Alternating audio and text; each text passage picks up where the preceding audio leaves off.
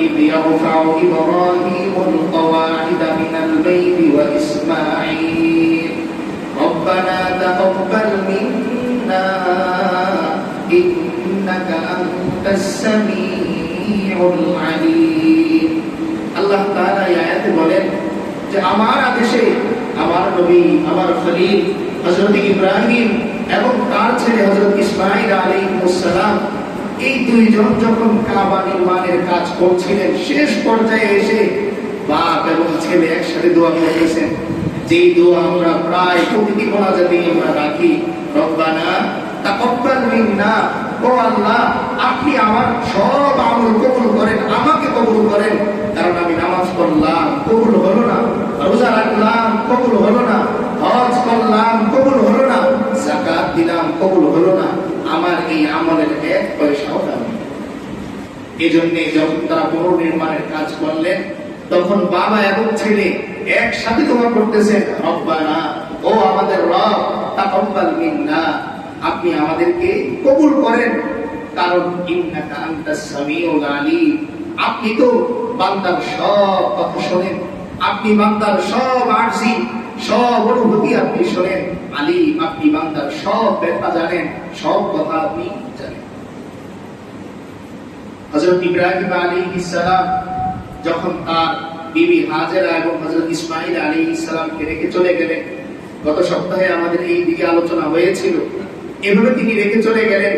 এরপর জমজম কূপের সৃষ্টি যখন হলো সেখানে কোনো আশপাশে বসতি ছিল না যেমন আমরা কোরআনের আয়াতে পড়েছিলাম রব্বানা ইন্নী আসকানতু মিন যুররিয়্যাতি বিওয়াদিন গায়রি যি যার'ইন ইনদা বাইতিকাল মুহাররাম হযরত ইব্রাহিম আলাইহিস সালাম দোয়া করতেছিলেন ও আল্লাহ আমি তো আমার পরিবারকে এই জনবসতি পানি মরুপ্রান্তরে রেখে যাচ্ছি আপনি তাদের দেখভাল করেন এই দোয়া করে গেলেন এরপর যখন জমজম কূপের উৎপত্তি হলো তো এই ইতিহাসে লেখা হয় যে এর পাশ দিয়ে বনজুরহুম গোত্রের একদল মানুষ যাচ্ছিল হঠাৎ তারা খেয়াল করলো আকাশে গোল করে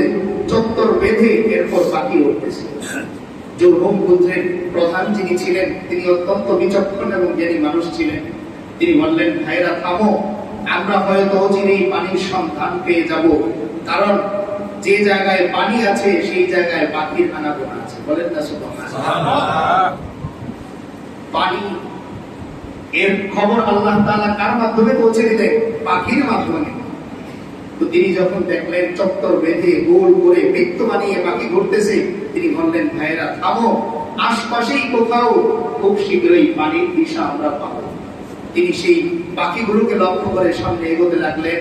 আস্তে আস্তে এগোতে এসে দেখলেন ঠিকই সেই পাখির যে চত্বর বৃত্তের নিচে সরাসরি সেই জমজম তিনি তার ভাইদেরকে সংবাদ দিলেন যে তোমরা তাকবীর বলো আল্লাহু আকবার আমরা পানির সন্ধান পেয়ে গেছি আলহামদুলিল্লাহ এবার সকলকে নিয়ে তিনি আসলেন এরপর হাজরা আলাইহিস সালামের কাছে তিনি অনুমতি চাইলেন এখানে বসতি করার তিনি অনুমতি দিলেন তবে শর্ত দিলেন যে তোমরা যেই লোভে এখানে এসেছো মনে রেখো এই আল্লাহর কুদরতি পানি এই পানির মধ্যে তোমাদের কোনো আলাদা অধিকার নেই তোমরা পানি খেতে পারবে কিন্তু পানির মধ্যে কোনো কর্তৃত্ব তোমাদের চলবে না কারণ এই আল্লাহর কুদরতি পানি এরপর তারা সেখানে বসবাস শুরু করে এই প্রথম বসতি বনজুরহুম গোত্রে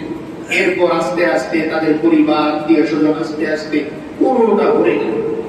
আস্তে আস্তে সেদিকে হযরত ইসমাঈল আলাইহিস সালাম বড় হচ্ছেন দিন যাচ্ছে বড় হচ্ছেন আর ইব্রাহিম আলাইহিস সালাম তিনি তার এই ছোট্ট শিশু হযরত ইসমাঈলকে রেখে তার বিবি হাজেরাকে রেখে তিনি আল্লাহর মিশনের জন্য চলতেছেন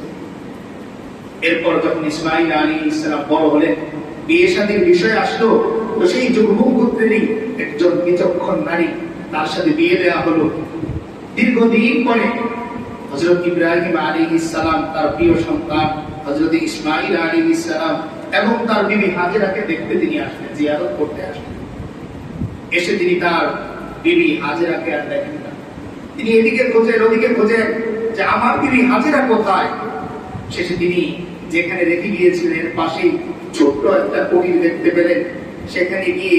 একজন নারীকে তিনি দেখতে পেলেন জিজ্ঞেস করলেন যে তুমি কি আমার বিবি হাজেরাকে চিনো যাকে জিজ্ঞেস করেছেন তিনি কে হযরত ইসমাঈল আলাইহিস সালামের বিবি তিনি হাওমাও করে কান্না করে দিলেন আর বললেন তিনি তো কিছুদিন আগেই ইন্তেকাল করেছেন